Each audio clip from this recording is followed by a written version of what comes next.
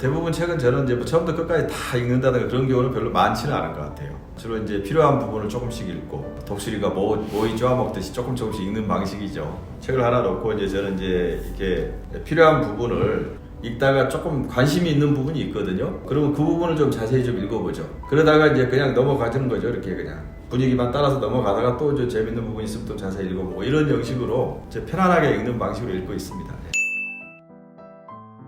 그 책을 보면 반드시 그 구성의 대부분 저자가 이제 서문을 씁니다. 마지막에 이제 에필로그를 쓰죠. 그리고 대부분 추천사가 여기 붙어 있는 경우가 많아요. 그리고 이제 어떤 분들이 이 책을 읽고 어떻게 뭐 이 책은 나한테 괜찮았다고 이런 이야기들이 저는 너무 재밌어요. 이런 것들을 먼저 읽는 경우가 많습니다. 먼저 책을 읽기 전에 이걸 한번 읽어보고 그 다음에 이제 한번 읽어보면 그 사람들의 생각과 이렇게 서로 견주어 보면서 책을 읽는 재미도 있어요. 생활하면서 이렇게 어떤 책에 대한 이야기가 나올 때 그 책 재밌겠다 이런 생각이 들면 이제 그 책을 읽습니다. 또 책을 또 좀 읽으려면 책을 사는 게 또 의미가 있어요. 신문이나 이런 데 읽다 보면 누가 어떤 책에 대한 이야기를 하거든요. 그러면 이 책은 내가 한번 봐야지 하면은 사면은 조금 읽게 돼요. 다는 안 읽어도 틈틈이 책을 사거든요. 그래서 최근에 산 책들은 이렇게 지금 쌓아놓은 겁니다. 그래서 본 책들은 여기다 좀 적어놓기도 하고 공정하다는 착각 뭐 이런 책도 요즘 그 공정이 뭐냐가 요즘 화두잖아요. 그리고 위너는 어떻게 결정되는가 뭐 저런 책도 요즘 이제 새로 나온 책이어서 뭐 이런 것 정치나 이제 철학 이런 거에 관한 책들이죠. 뭐 사랑할 날들을 위한 공부 저런 것도 이제 내 마음의 치유를 위해서도 괜찮은 책들이에요. 근데 이제 반복해서 있는 책들은 이제 이런 책들이죠. 이게 어린 왕자 같은 거 27개 절로 돼 있죠. 이게 아주 짧은 책이기 때문에 몇십 번을 읽은 것 같아요. 이 책은 2시간도 안 걸려요. 별 여행을 하잖아요. 이 별 저 별 다니면서 뭐 지리학자도 만나고 수주정이 만나고 다니면 너무 재밌잖아요.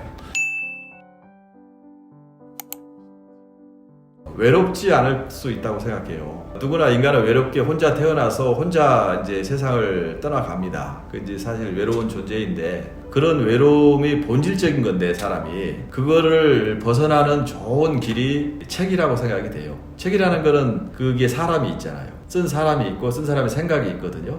그러니까 그 사람과 계속 대화하는 거기 때문에 외로움을 또 벗어나는 데는 아주 좋은 길이라고 또 생각이 됩니다. 그러면요 많죠. 학교 다닐 때 이제 공부를 할 때나 그 배우는 과정이 수련이잖아요. 수련. 거기서 오는 고통이 분명히 있거든요. 책에는 사실 똑같은 상황과 똑같은 생각을 하는 사람들을 위한 책들이 있거든요. 그러면 거기에 치유와 휴식과 위안이 있는 거죠. 그리고 같은 경험을 했던 사람들의 이야기를 책을 통해서 접하게 되면 또 힘과 용기가 나는 경우가 많습니다. 그러니까 이제 특히 수험생 같은 경우는 저는 이제 그 합격기 같은 거 있잖아요. 그런 책들을 읽어보면 그 사람이 똑같은 경험을 하면서 그걸 어떻게 생각하고 대처했는가를 적어놓은 책들이잖아요. 그러면 많은 공감을 하게 되고 거기서 힘을 얻게 되죠.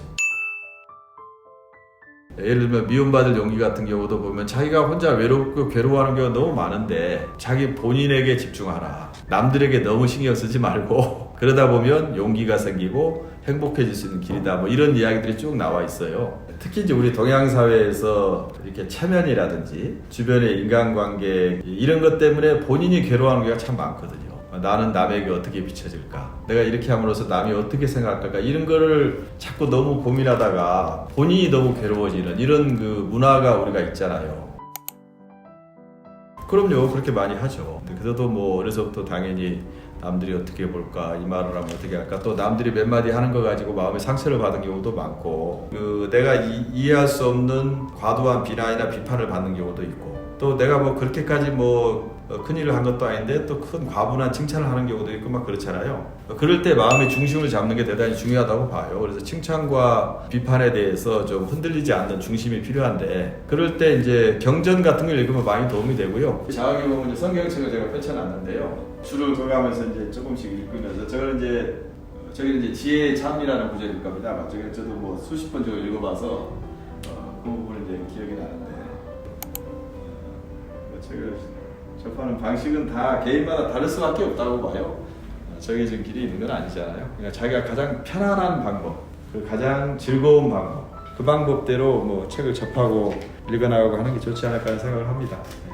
그건 사람마다 다를 수밖에 없는 거죠.